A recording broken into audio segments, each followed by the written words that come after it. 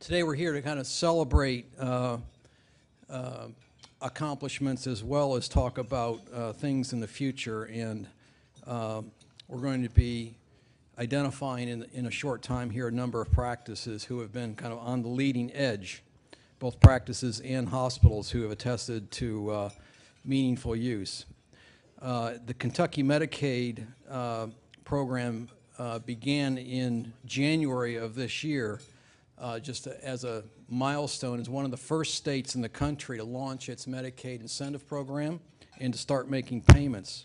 CMS opened their attestation for meaningful use just this past month in April. The Indiana Medicaid went live with their system just 2 weeks ago. And the Ohio Medicaid program for meaningful use is due to launch next month. So regardless of which of the incentive programs your practice may be pursuing, you know as well as we do that the time is now to move forward. And the real momentum by you and your peers here in this room is really a testament to both hard work and perseverance, and I hope will be a good educational lesson learned today. I'm going to give a bit of an update on the REC, the Tri-State Regional Extension Center. And Trudy.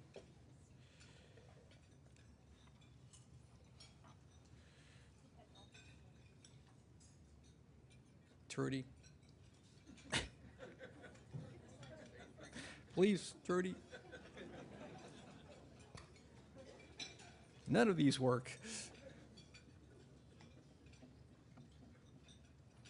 So we've been working diligently over the past year to enroll practices into the REC. As I mentioned this morning, while it is a grant, and a lot of the money, 90% of the money really that comes for supporting you in meaningful use is from the federal grant, we don't actually have use of that money until we enroll a practice and a physician to participate. So the recruitment and enrollment process is an important one. Thank you, Trudy. If I can see if this works. Thank you. So what do we do? What do we do in terms of supporting our practices and physicians? Our goal is really to help them identify, adopt, implement, and then achieve meaningful use of the EHR system.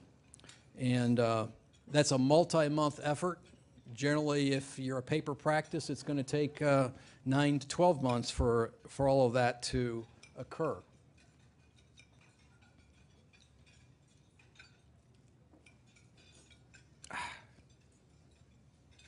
This is our region, and those of you who are REC practices probably know we do serve a tri-state area. We are the only REC that serves a tri-state area, and it looks a bit odd on a map, but on this map you'll also see that we have a number of partners who work with us, and HealthBridge kind of covers the light blue area, while our friends at HealthLink over in Indiana cover the green area there.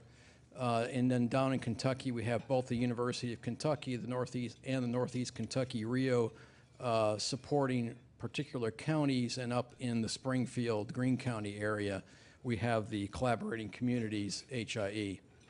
Here's where we stand on enrollment. We're currently just under 1,100 enrolled physicians, and this is how that's happened since last May. We did have a slowdown right after the holidays, and this thing seems to be advancing without me, but we did have a slowdown during the holidays, but things are very much picking up. We hope to close enrollment or at least meet our enrollment target by July of this year. Right now we have about half the practices that we've enrolled are in family practice, and the rest are distributed kind of evenly actually across internal medicine, OB-GYN, and pediatrics. The EHR adoption status, interestingly enough, at least 50% of our practices were already EHR users. So we have a large adoption rate on EHRs here. Only about 19% of our EHR practices, or our REC practices, are currently on paper. Unfortunately, they're also generally small practices, and it's kind of hard for a physician in a small practice to find the time to put into that effort. But we are there to support them. I wanted to show you kind of what we look like in a geospatial sense, and we've worked with the Health Foundation and an entity within the Health Foundation called Health Landscape to use GIS technology to look at our providers by location. And I want to thank the Health Landscape for putting together a very excellent tool that other RECs may be able to use as well in terms of analyzing their practices by geospatial means. So here's our 153 organizations who have signed up and the 1,100 providers that are working with the REC identified on the map. What we can do with this, in addition to just identifying where they are, is we can layer over the plot data available from HRSA in terms of medically underserved areas, and identify if we're actually working with practices in the areas where there's higher need. Likewise, this map is poverty level indicators that we've drawn from other federal sources. So both poverty level indicators as well as medically underserved areas are able to be used as layers. So it's just kind of a sense of the tool that we have available to us and kind of focus our efforts on recruiting. And if you are here today and you are an REC practice that is not enrolled with the REC, we would like to work with you. If you are an EHR practice, meaningful use, trying to achieve meaningful use, we have practice consultants who are actually out into the practices working on a day-to-day basis. What I'd like to do now is just kind of recognize some organizations that have actually achieved meaningful use and are part of what ONC has identified as the MOVER program, which is meaningful use vanguards, those that are really out on the leading edge. And before I bring them up, I would like to introduce our afternoon speaker, Dr. Farzad Mostashari. Farzad's going to come up and actually make the awards. Before he does that, Dr. Mostashari is the National Coordinator for Health Information Technology, having recently replaced Dr. David Blumenthal. Dr. Mostashari is newly appointed National Coordinator for Health IT in the U.S. Department of Health and Human Services. To this role, he brings a rich body of experience to continue leading the nation in constructing a healthcare system that uses information technology to empower individuals and to improve both the health and health care of Americans. Dr. Mostashari first joined ONC as its Deputy National Coordinator in July of 2009. During his tenure in ONC, he's developed a series of grant programs to promote electronic health record adoption, furthered the development of health information exchange, and helped construct the Workforce Development Program. His vision has been instrumental in the formulation of the ONC's Health IT Strategic Plan, the creation of ONC's authorized testing and certification bodies for EHR certification, and will influence future stages of meaningful use. Previously, Dr. Mostashari served as the New York City Department of Health and Mental Hygiene Assistant Commissioner for the Primary Care Project. And if any of you are familiar with that project and have looked at it, you'll quickly realize that much of the meaningful use and EHR adoption program was really driven out of the success and lessons learned in New York City in the primary care project. In the primary care project, they facilitated the adoption of prevention-oriented health information technology for over 1,500 providers in underserved communities. Dr. Masashari also led the Centers for Disease Control and Prevention funded New York City Center of Excellence in Public Health Informatics and an Agency of Healthcare Quality Research and Quality funded project focused on quality measurement at the point of care. He conducted graduate training at Harvard School of Public Health and Yale Medical School, served as internal medicine residency, his internal medicine residency at Mass General Hospital, and completed the CDC's Epidemic Intelligence Service program. He was a lead investigator in the outbreaks of West Nile virus and anthrax in New York City, and among the first developers of real-time nationwide electronic disease surveillance systems.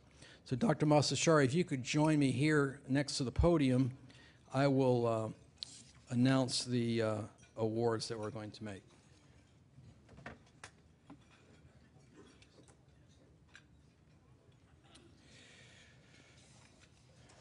All right. First to receive a certificate, a handshake, and a photograph. There's no check. That's in the mail, right, Farzad? Dr. John Crankshaw, family physician of Urbana. If you could come forward. And I'd like Marty Larson, who supports and runs our REC in Springfield, to also join them. Dr. Crankshaw, in his practice,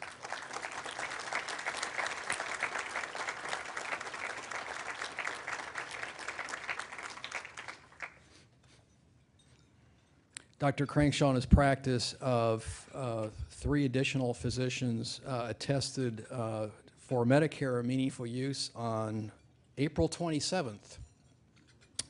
Next, Dr. Peter Muir from the Springfield Center for Family Medicine. And Marty, if you'll stay up there, thank you.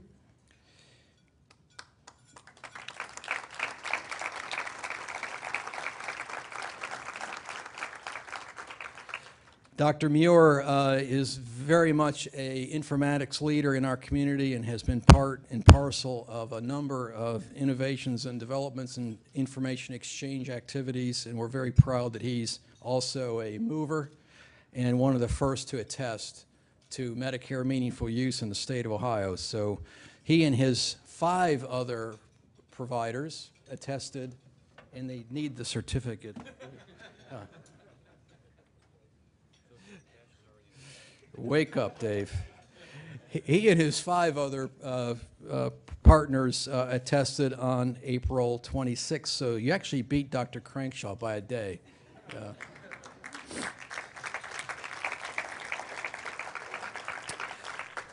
Next, I'd like to recognize the University of Kentucky healthcare system and have the Kentucky Medicaid folks come up. So if I could have Rob Edwards from the UK REC, Jeff Brady from state of Kentucky, and Sandeep Kapoor come up, please. And the UK Medical Center was the first in the country to receive a Medicaid payment through the state of Kentucky's Medicaid program. Once again, I forgot the certificate. Thank you. We needed another person up here. Thanks, Trudy. So let's give a round of applause for all of these recipients.